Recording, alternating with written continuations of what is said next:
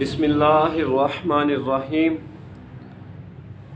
نبی کریم خاتم المرسلین حضرت محمد مصطفیٰ صلی اللہ تعالیٰ علیہ وآلہ وسلم نے ارشاد فرمایا، جس شخص نے نکاح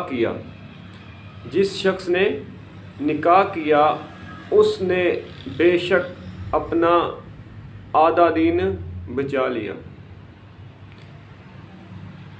جس شخص نے نکاح کیا، نبی کریم صلی اللہ علیہ وسلم نے فرمایا بے شک اس نے اپنا آدھا دین بچا لیا اور باقی آدھے دین میں اللہ تعالیٰ سے ڈرتا رہے۔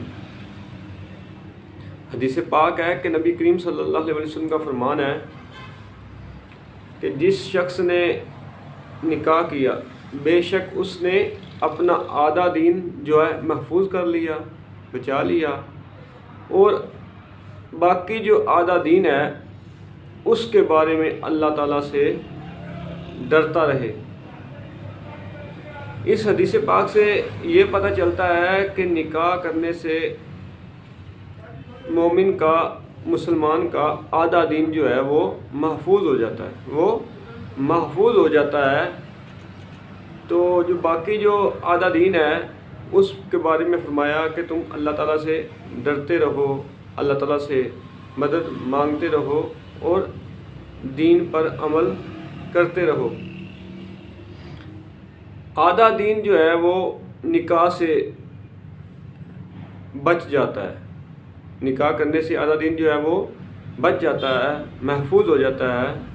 تو جو لوگ نکاح کی استطاعت رکھتے ہیں انہیں چاہیے کہ وہ نکاح میں جلدی نکاح کریں، کیونکہ جب وہ نکاح کر لیتے ہیں تو ان کا آدھا دین جو ہے وہ محفوظ ہو جاتا ہے، آدھا دین محفوظ ہو جاتا ہے۔ جس کو اللہ تبارک و تعالیٰ نے استطاعت دی ہے اس کو چاہیے کہ وہ نکاح کرے۔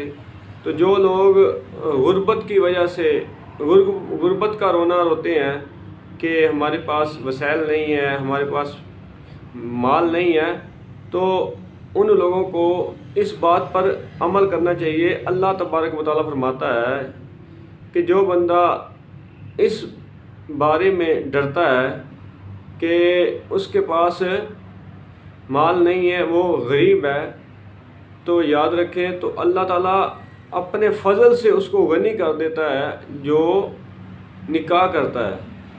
تو نکاح نبی کریم صلی اللہ تعالیٰ علیہ وسلم کی سنت ہے۔ نبی کریم صلی اللہ علیہ وسلم کا فرمان ہے کہ نکاح میری سنت ہے، اور جس نے اس سے جو بیزاری کا اظہار کیا تو وہ ہم میں سے نہیں ہے۔ نکاح نبی کریم صلی اللہ تعالیٰ علیہ وسلم کی سنت ہے، لہذا نکاح جو ہے وہ ضروری کریں۔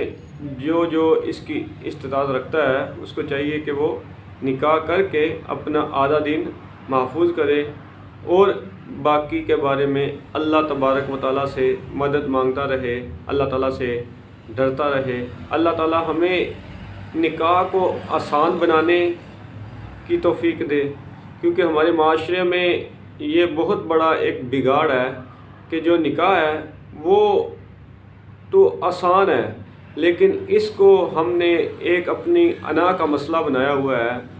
اس میں ہم لاکھوں روپے جب تک ہمارے پاس نہ ہو تو ہم یہ سمجھتے ہیں کہ ہمارا نکاح ہی نہیں ہو سکتا۔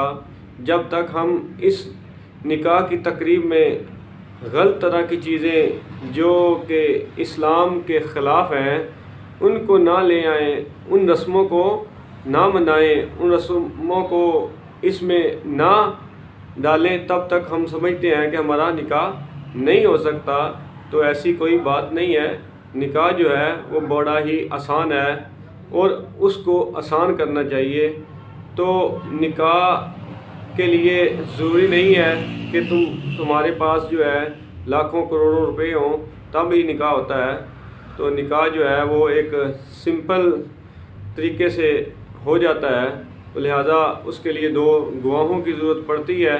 تو بہت بڑا شور شرابہ اور بہت زیادہ تعداد میں لوگوں کو بلانے کی ضرورت نہیں پڑتی. ایک مجلس ہو جس میں دعائے خیر ہو اور نکاح ہو جائے، اور یہی بہترین طریقہ ہے اسلام کا.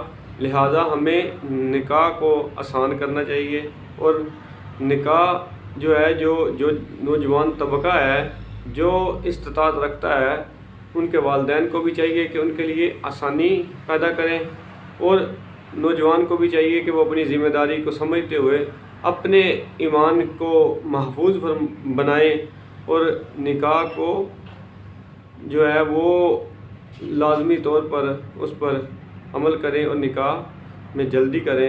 اللہ تعالی ہمیں اپنے پیارے حبیب صلی اللہ علیہ وسلم کی ہر سنت کو اپنانے کی توفیق عطا فرمائے.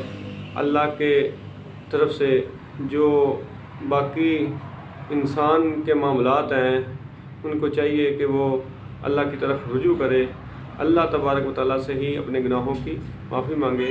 اللہ تعالیٰ کی ذات ہی ہے جو اس کے ہر طرح کے معاملے کو حل کرتی ہے.